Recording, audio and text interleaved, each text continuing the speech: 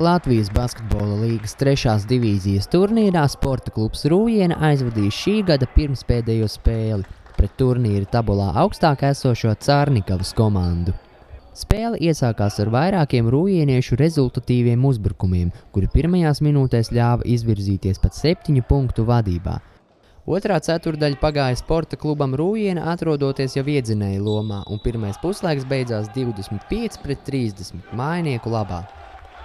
Otrajā puslaikā Cārnikavas komanda devās vienā ātrajā uzbrukumā pēc otra, neļaujot rūjieniešiem gūt punktus un samazināt rezultātu starpību.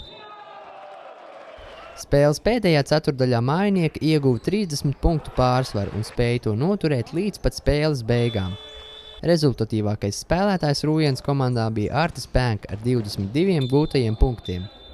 Nākamā spēle rūjieniešiem savās mājās ar Saulkrastu komandu. Arturs Gruzdiņš, Rūjienes televīzija.